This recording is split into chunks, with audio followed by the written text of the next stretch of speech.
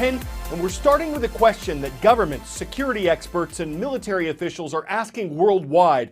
What are the remaining members of the ISIS terrorist group going to do after a series of defeats in the region they wanted to be their own country?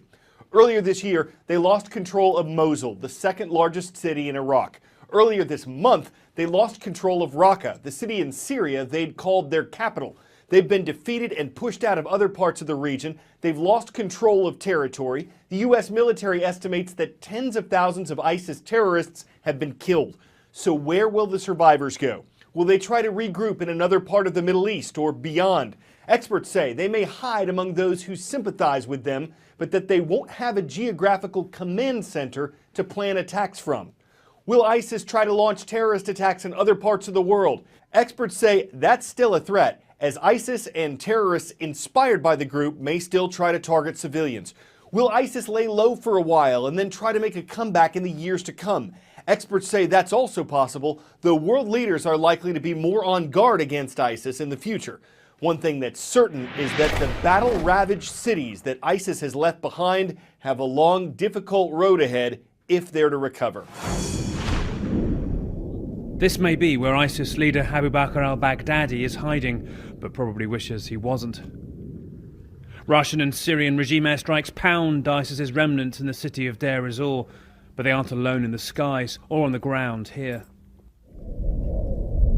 Banking hard and keeping out of the Russians' way are US jets, assisting these US-backed Kurdish fighters to take the nearby countryside from ISIS just the day before. ISIS are collapsing and leaving in their wake an almost Cold War standoff. Well, ISIS may be holding out in a pocket of the town of Deir ez-Zor behind me over there, surrounded by the Syrian regime, but they've been kicked out too of this area by American-backed Kurdish SDF forces. Now, they've advanced to this river here, which puts them literally meters away from the Syrian regime, who are backed by Russian air power. We're told, in fact, these Kurdish American-backed forces have held face-to-face meetings with Russian military officials to be sure they don't clash around here. Now, in the endgame against ISIS, Moscow and Washington's forces literally meters away from each other. 5 years in, and Syria is ground to dust. And this is what they're still fighting over. It's unclear who is left inside Deir ez-Zor, but those who fled, estimated recently at 10,000 a day, dot the skyline. They tried to filter them, but last week a suicide bomber struck, and yesterday they found 30 ISIS fighters. They're followed around by the horror of what they fled, but also by suspicion. The simple question: are the last to flee the most loyal to ISIS, or just the least fortunate? We saw everything in my village, she says. Airstrikes, children and elderly dying. My relative just last week. The children couldn't stop crying from fear. I could only stand there. What could I do? I don't know if our home is still standing, or even who's bombing us. Yusuf is 10 and doesn't have any superhero powers here. Just dust and bad dreams. When I'd hear the shelling, he says, I'd hide in the ground. The hardest part about living in the desert is I'm not at home.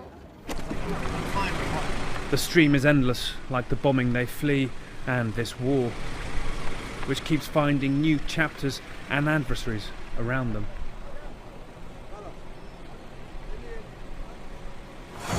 Now we're explaining a $5 million effort to save what's believed to be the most endangered marine mammal in the world. And this is that animal. It's called a vaquita porpoise. Scientists estimate that there are fewer than 30 of these animals left in the wild. So vaquita CPR, which stands for Conservation, Protection, and Recovery, is using this sea pen to try to capture the porpoises and then move them to captivity. They're getting help from the U.S. Navy, which is loaning 4 bottlenose dolphins to the rescue effort. If all goes according to plan, the dolphins will attempt to help find and shepherd the vaquitas into the sea pens. This has never been done before, and it's not easy because the vaquitas are shy. They tend to avoid boats and people. Vaquita CPR has captured a vaquita in this operation, which began over a week ago, but the animal had to be released because researchers thought it was too stressed to stay in the pen. Vaquita CPR plans to continue this operation for another couple weeks in the hopes of capturing the animals, breeding them in captivity, and eventually releasing them back into the wild. 10-second trivia.